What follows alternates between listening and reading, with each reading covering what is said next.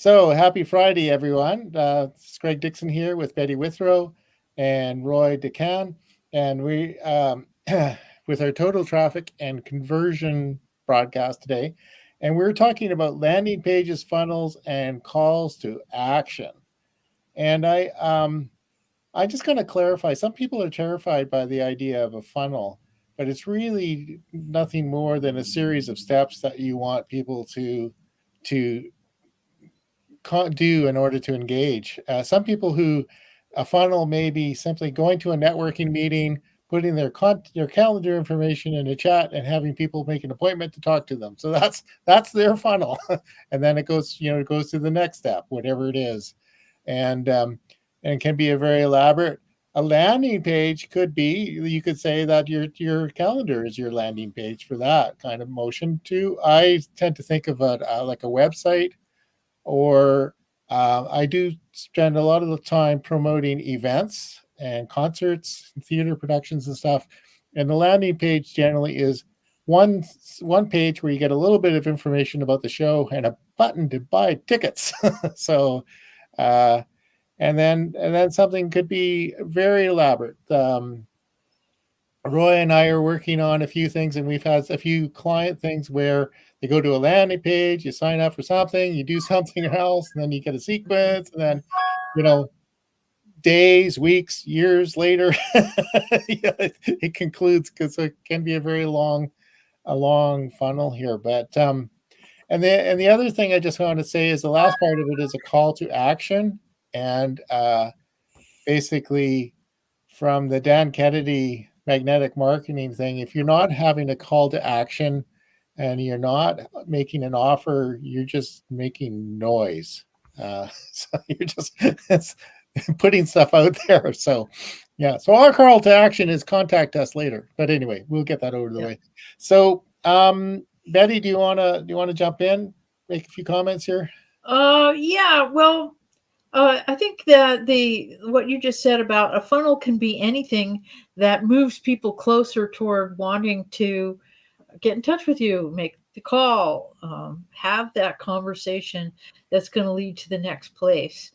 It can be something like an invitation to connect on LinkedIn.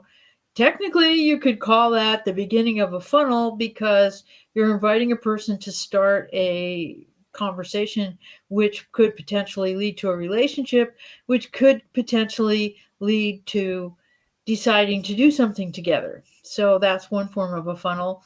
There's other forms too. Like, I think the thing that you mentioned that people are scared of, Greg, is, oh, you mean I have to put together a 12 message email sequence and coax people to come to my thing? And there's different schools of thought about how effective that is in today's marketplace. Some people say, that's clunky, don't do it anymore.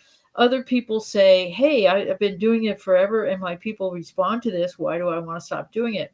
So I think it really depends on what is your market going to respond to? How are you going to communicate effectively with your market? That's what's going to determine what kind of a funnel it is that you actually use. Are you, as I always like to say, are you speaking in the language of your market?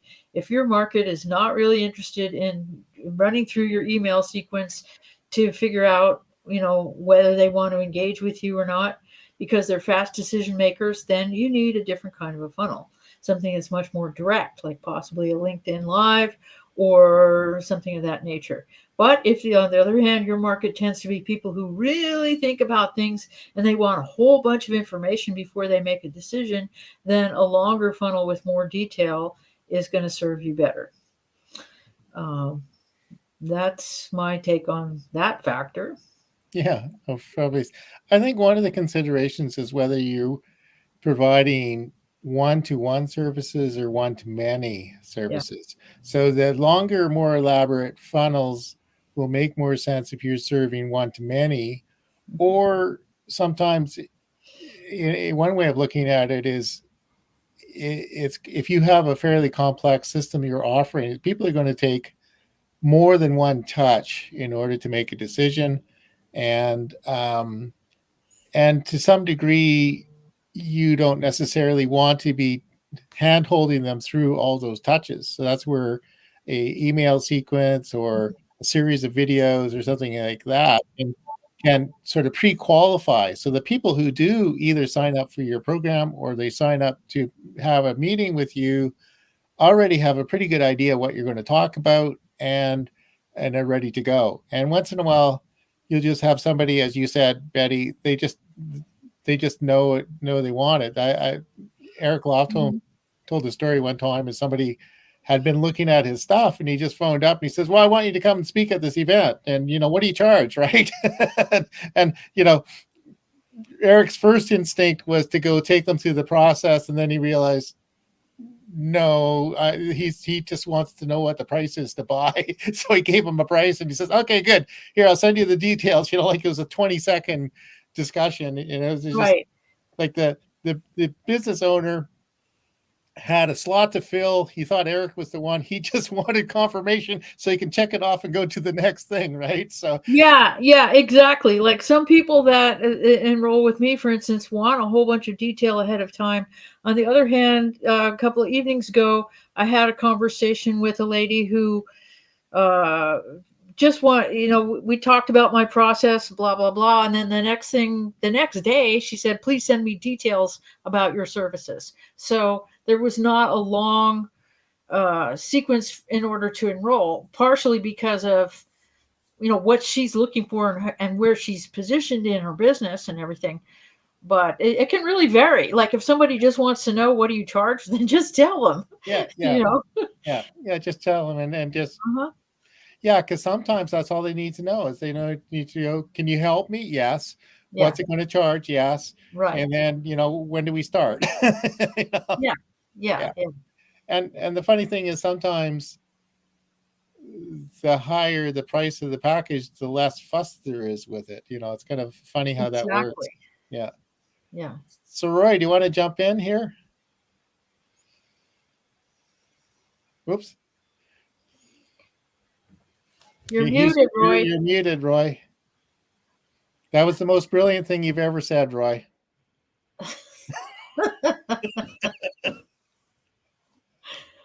And we missed it. Oh, man. It's Friday. It is indeed. It's been Friday all day, and it's still doing it. Oh, wow.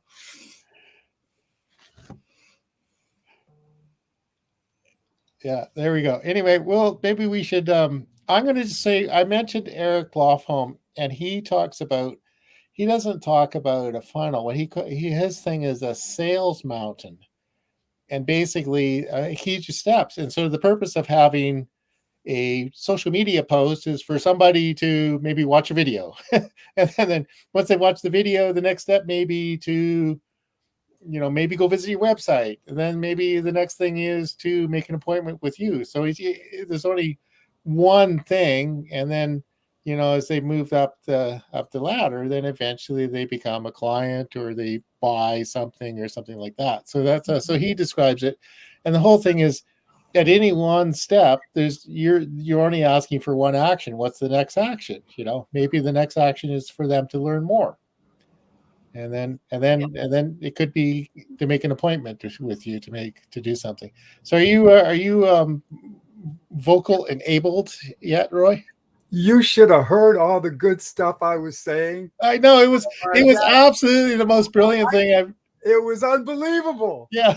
It was totally now I've got FOMO big time. I mean, like Roy was at his best, and nobody else got to hear it. So we have to, maybe somebody in the audience is either a lip reader or part of the psychic network, and they can put in the chat what Roy said. Well, I could never really come back and give you everything because there were some diamonds in there, but let me just say that once you get over the word funnel, just get over that word, because this is really important stuff. And it's really not that hard. You might think it is. Just get that out of your mind. It's really not. Some people use funnels and they don't even use websites, because what a funnel gives you the opportunity to do is follow up on people that haven't bought previously, to, as Greg was mentioning, to get a lot more touches so they get to know you better. And once they understand what it is you have and they want it, they can get it at that point. So if you didn't have a funnel, you'd have one shot to get them. And that's going to get you very little sales. But if you have a funnel, that'll improve. And it may take, as Greg mentioned, it may take a year, but you get that sale as opposed to not getting it. You really can't get by with one shot. Now, the other thing is, there was a study done about the digital marketing techniques you can use, and follow up, or I know people hate the word email, but email follow up is the most lucrative thing you can do on the internet right now. Now, it's not for everybody, and it won't be for all your clients, but generally speaking, it's the most lucrative thing you can do, because first of all, you finally get that deal you didn't get right out of the gate on the first shot. But then once you get that, if you continue to follow up, you'll get a sale again, another sale, might be another one a year later. But the thing is, you have lifetime value out of a client, and there's no more value you can create. So there's no more money, essentially, you can get out of each client than having a funnel. You create lifetime value, and it really adds up. Yeah, I think a lot of that is like what you're talking about also is you're nurturing your existing clients. Like, I think sometimes we get wrapped up in, we need to put more people in our sales funnel. We need to, get in front of more new people, where sometimes at the expense of relationships with the current clients, right?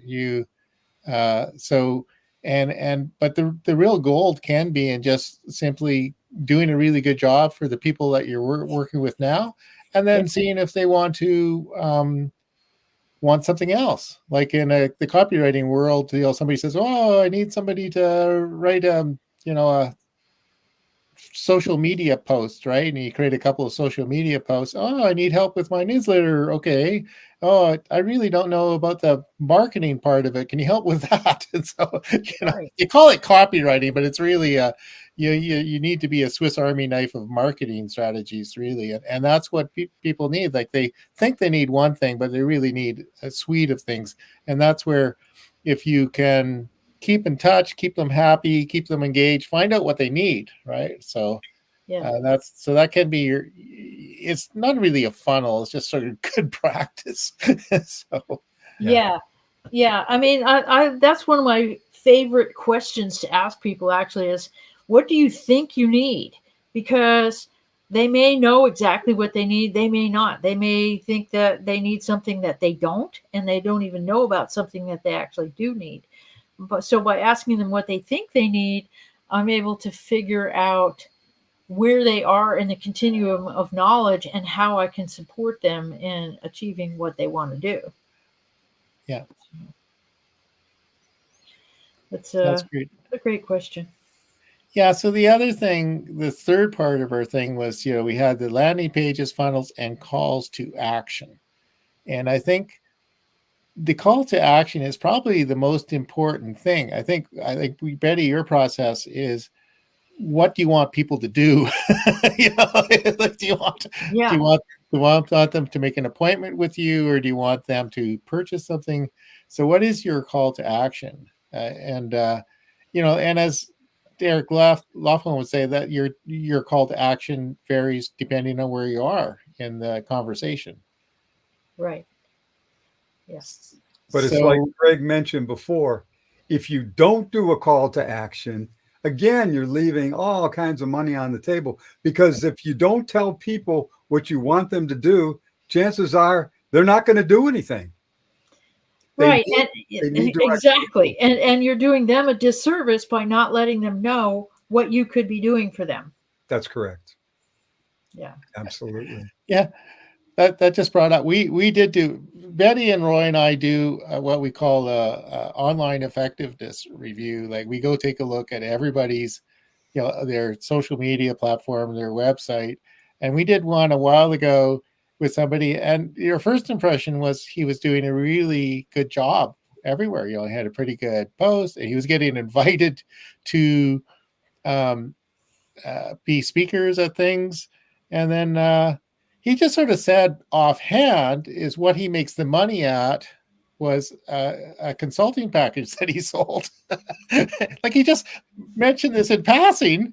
And we went back and looked. There was nowhere he mentioned this consulting package anywhere, no place where people can sign up for it. So it wasn't surprising. So he was getting invited to be a speaker to share what he knew, but nobody was, because he wasn't making an offer, right? So yeah, it's just, and we overlook the obvious sometimes. All of us do. So, yeah. And I think one of the obvious things is that by taking really good care of the people you're already working with, first of all, you keep their loyalty, and when they need something, they think of you.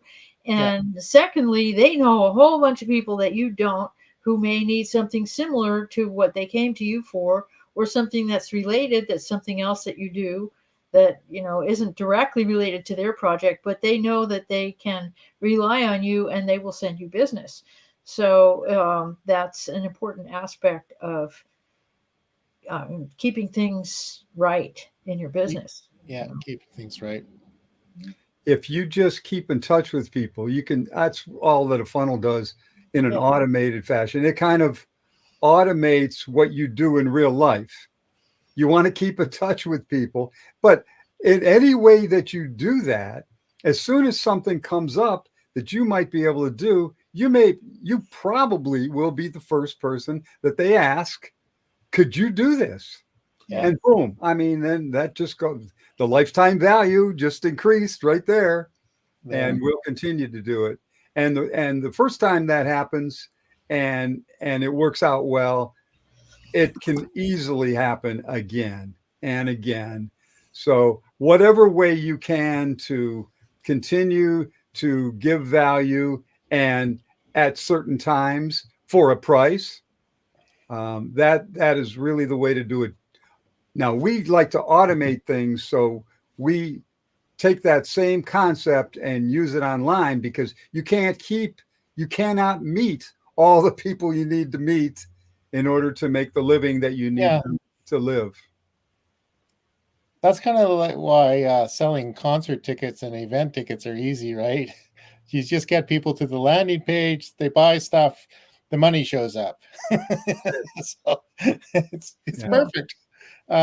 Anyway, following our own advice in that we need to make an offer. So it's probably worthwhile for anybody who doesn't really know what we do to describe what it is we do, and make an offer for people to come and learn more and share what their challenges are and what they're doing. So who wants to jump in and give the quick overview of the total traffic and conversion way? Wow, the quick one? Yeah. Well, I'll get us started. I don't think there's a quick way to say this, but what we like to do is evaluate your online presence. And that way we get an idea of what you have. This is really before we even get to know you. Now, Betty is really good at the second part, which is to figure out what you really want. But if we don't know where you are right now, we're wasting time to being able to get back and explain to you how we can help you or what you need to do to be able to get what you want. So those are probably the first two things. We evaluate your online presence, and then we talk to you about really what you want to do with your business, with your website or your Facebook pages or your Facebook groups or whatever it is you have online. Betty, you want to pick it up from there? Sure. And then from there, we can say, what's the best way to reach your prospects? Where do your people like to hang out? What's important to them? What are they looking for? How are you going to fill that need for them? And pinpoint the best way to get your messaging out, because where do they go? Are they on LinkedIn? Are they on Facebook? Are they just cruising the internet typing in keywords because they have no idea where to go? We don't know that until we understand who they are and what kind of behaviors that type of person uses in the marketplace. From there, we can start to create a strategy of how to put together materials and content that's going to be effective for reaching your market and make your life easier, because you will have a system that you can relate to and you can live with. So that would be how I describe what we do. Yeah. And then from there we can also help with the landing pages and the conversion items. Like if you're selling a product, or you're selling an online course or a membership or an event, all that kind of thing. So we get all those things, all those components to work together to get the results that you're looking for. And we have a lot of resources between the three of us for doing that. And then we also have some referral partners who also have a lot of ability too. So the process will come up with a kind of a success roadmap with a bunch of things that can be done, and we can help you with most of the things that we'll put on there, or we'll recommend somewhere else to go for things that we don't do. But it's between us, there's not much that we don't do. I just have to say.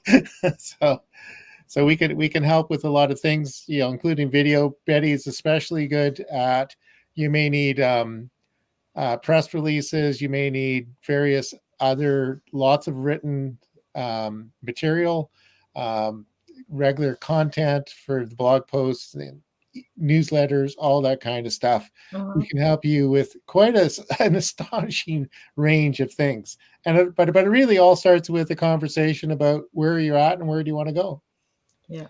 And the other thing that kind of comes into it is where, Betty mentioned this a little bit before, where do your prospects go? Who is your ideal prospect? And you can just bring it down to one person. Who is that one person, your ideal prospect? And what do they do to find the information that they're looking for? Once you know that, and it may be more than one place, but once you know that, we can hone in on that particular application or that particular place where they go, maybe a lot, maybe where they are most of the day. Yeah. And we can get your message across in that manner. And if it's several places, that's fine. And Betty is excellent at taking that same message, but adapting it for the application. YouTube's message is a little different than LinkedIn's, is a little different than Facebook's, is a little different than Google's. And we can make it come from all different directions using the phraseology that should be used based on each application. No, that's perfect. And that's very, very important to have a really good idea of who your ideal client is and where they're at. Yeah. So some people, so the analogy is, you have to be able to fishing in the right pond. And sometimes the pond you should be fishing in is not online. That's right. Yeah, like maybe they're going to in-person events, so they're doing other things, they're not online. Like there are some people I've seen in networking groups, they're trying to attract the attention of somebody who I wouldn't think would have the time to be in an online meeting, so they're definitely fishing in the wrong pond. But the hopeful there is that they're reaching somebody who knows that person, right? So you're interact. But that's the whole thing, is to really understand your ideal client. And as you said, Roy, you can imagine that as a single person. I still have a video client who calls me Lisa because I was her ideal client, Lisa. So, so she'll call me and say, "Hi, Lisa, how's this going?" So there we go. But that's a topic for another story. So, Maybe not. yeah, maybe not, maybe not. Yeah, but yeah. So that's really and one piece of advice sometimes with video is like, imagine when you're talking to the camera that you're talking to a single person, Yes. like that's that one person. And you, even though there might be, in our case, dozens of people, and some people millions of people watching at one time, but you're really only having a conversation with one person at a time, and that's a special it's magnetism. Like when you're writing and you have an ideal reader in mind, you write to that one person, and the magnetism of that makes it so that even people who aren't that person can identify with what you're saying, because that magnetism is there. So, I watched Taylor Swift's EOS concert movie, and there was in a big stadium with probably 60 or 70, maybe 80,000. And I thought, I bet you every person in the audience felt that Taylor saw her at one time. It's a special, that's part of her appeal, is that people really feel that's, and she'll do it. She'll be singing, and she sees somebody off in the 10th row wearing something, and she'll say, "Hey, that's really cool." She'll point them out, and I think people just feel like that she sees them, which is a really special talent. Yeah, it is. Yeah. And so if you can do that in your marketing, so you can, when you're writing and you're contacting people and people feel like you're talking to them, that's part of the magic, and Betty's really good at that. So anyway, so I guess our invitation to everybody is to reach out. I put in the chat, totaltrafficandconversion.com. So if you want to learn a little bit more about us, we're all on LinkedIn.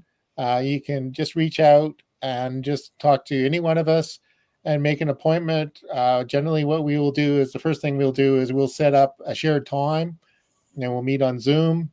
Maybe we'll set up a LinkedIn chat. We really like LinkedIn chats, and so we can communicate and put notes back and forth, and then we'll find out where you're at and where you want to go, and see if we can help you get there. We'd love to. Yeah. Yes.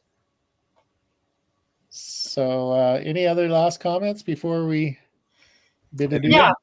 Oh, go ahead. Yeah, we'll be with you every step of the way, committed to your success. Committed to your success. That's perfect. All righty then. Okay. Well, happy Friday, everyone. See you next week. See you next week.